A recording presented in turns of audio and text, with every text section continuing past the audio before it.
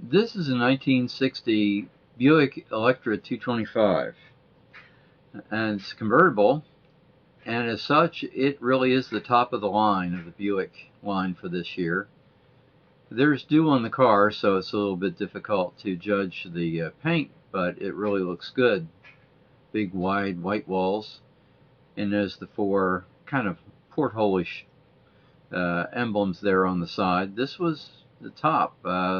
Invicta and the LeSabre had just three 401 cubic inch engines, and this was bid up to $29,000 at the auction, but didn't sell. So it's out here on the lot, and the bidding continues. Of course, if somebody wants to buy it, they can offer a price to the seller, see if they agree.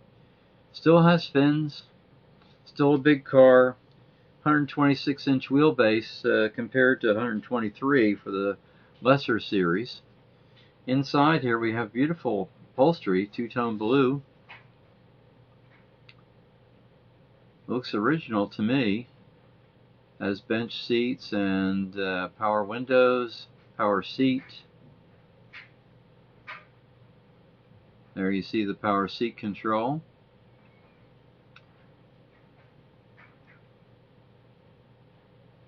And here we have the interesting,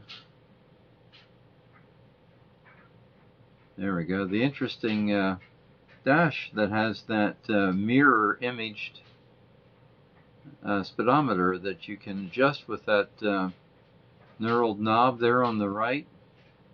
Has a clock in that housing too.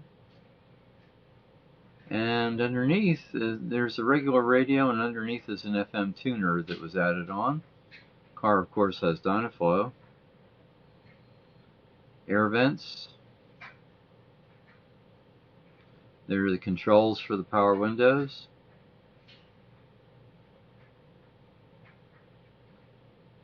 Interesting that the speedometer was adjustable as far as pitch goes with that knurled knob.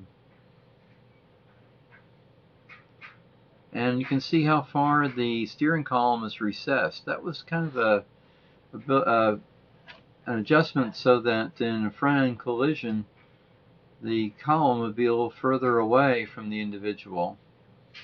So a little bit safer than earlier steering columns that were right up at the rim of the steering wheel.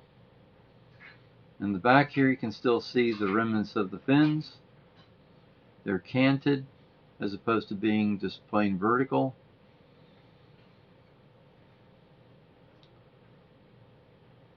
It's a nice color for the car too. And of course we have the moldings along the bottom, which really is a nice trim detail, and it also helps in keeping the car stone chip free. Figure at this time a lot of the roads were, in the spring they were covered with tar and stone chips in an attempt to make the road usable for another year. But those stone chips could really do some damage. Notice the reflector at the end of the armrest. Safety feature when you open the door. And we're going to have a little look inside. Being an auction car, I can open the hood. And I did so, and here is the 401 cubic inch engine. And on the Invictas and Electras, there was 325 horsepower on this engine. Power steering and brakes, of course.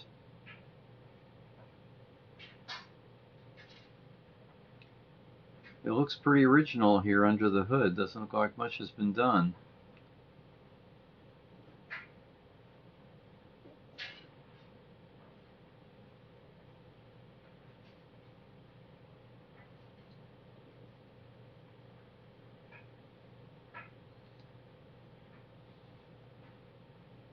There's a generator. I don't see any air conditioning mechanism, so this is a non-air conditioned car.